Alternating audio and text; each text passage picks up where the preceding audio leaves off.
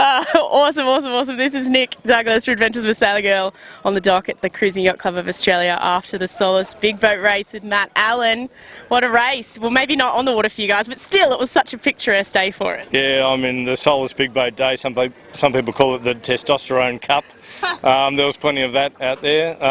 We thought we had a great start, got called OCS, came back, and Chinese Whispers and Blackjacks, they were all coming back, so there was plenty of boats. I mean, 3 out of 8 boats coming back, so there was pretty hectic. We thought we'd made a good return to the line.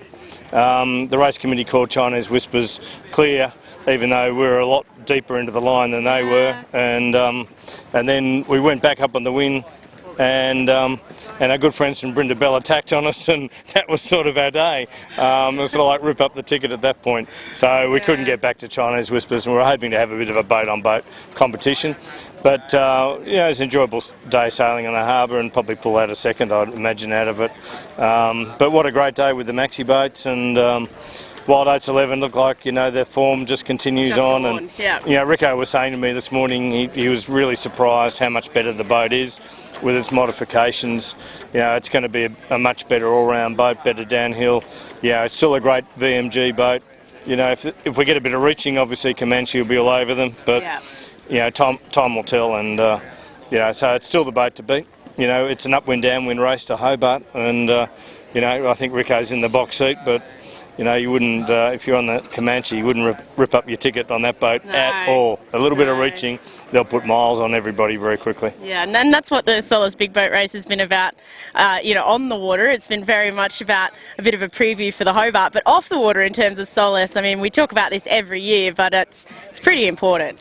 Yeah, look, it's been terrific. We've passed the $1 million mark earlier this year in terms of donations to search and rescue organisations. We've made donations in every single state and territory of Australia.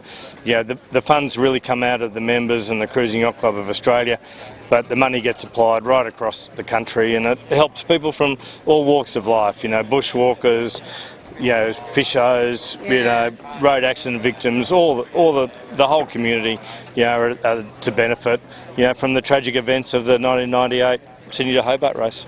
Yeah, it's hard to talk about every year, but it's something good that's come out of something so awful. Yeah, absolutely. I mean, I think two great things came out of the tragic events, and it makes a big difference to the families that were involved at the time.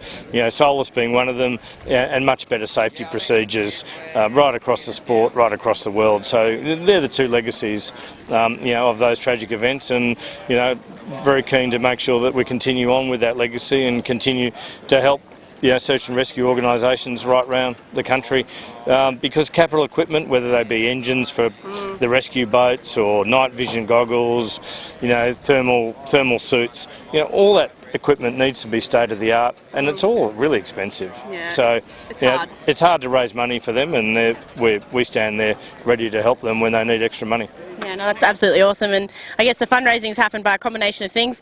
Auctioned off spots on today's boats, but then people are still able to donate via the website as well. Yeah, absolutely, and all the race entry fees go back to SOLAS, and we've been donating crew gear, and they've been auctioning that, and all sorts of things. So it's just build the awareness, have a fun day, showcase the big boats before the great race on 1 o'clock on Boxing Day. Woohoo! Boxing Day. I'm very, very excited for this one. Now, any more decisions on what you're going to do? Because we know you've got this beautiful Carkeek behind us. This is Ichiban the Carkeek, but there's also Ichiban the TP52. You're mixing it up.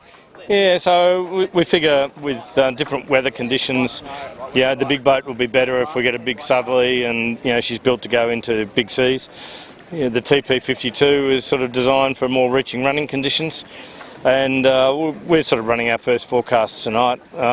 Probably whatever we see tonight will be wrong. It'll move a bit faster or a bit slower, but we'll start to get a theme going for the race, probably tonight or tomorrow morning.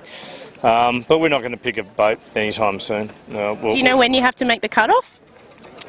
We've just got some logistical issues, going into the race.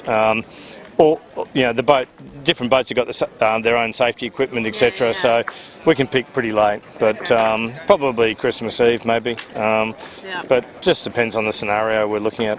Now the TP and the 66, they both had their own share of good results this year. So that must make it really tough making the decision too. Yeah, look, they're both really potent boats. The TP is certainly, you know, a great downhill boat. The 60 is a good all-round boat. Depends, you know, if you've got a big southerly though, you know, we'll take the 60, it gets you deeper into the shift, and then you can punch through the back end of the front. So you can't really take the 52. But if you've got a running reaching race, which we all dream about, we don't often get one. It'll be wet, but it'll be quick. Yeah, it'll be great fun, and we might need you know, a bit of physiotherapy by the time we get down to Hobart. But you know, it's amazing what a couple of beers or a couple of rums will do. Yeah. Now I know that the Carkeek behind us, you have been working on her quite hard to get her up to speed. You're happy now? Like, what sort of mods have you done in the past year or so? Yeah, we've done quite a lot. Really, at the back end of last year, you know, we changed the keel fin, just you know, took the hollow out of it and strengthened it. We thought it was sort of moving around in the seaway. And we put a slightly bigger rudder on it, so and a slightly different shape. So now the boat's going really well, and we're really happy with it. And you know, it just wants to go faster and faster. You know, it's really good. It just wants to put the foot down. It's a big, powerful hull, you know, and it's got plenty of sail area, and just happy to go. Now, a few people on your crew that others may recognise. I did run into Will Oxley last week. Is he going to come south with you? Absolutely. Yeah. No. Will's great. You know, he's done so many trips around the world. He's and I've done so much sailing with him over the last, I don't know, 10 or so years. So, yeah, it's great. Yeah, and Sophie as well. I can notice she's over there too. Yeah, we've got Sophie from the Volvo Ocean Race. So great to have her on board, and she's up the front. But we might even give her a bit of a steer. You know, during the race. You know, when we've all had enough, we'll just put the tough chicks on the helm, and away we go. That's awesome to hear. Well done today. Despite the start, it's an awesome effort to keep SOLAS going, because I know you put a lot of work into that behind the scenes. Yeah, no, we love it and we're passionate about it, and great to talk to you as always, Nick. Yeah, no worries. And for anybody who wants to donate, I'm going to put the website right up here along the bottom of the screen.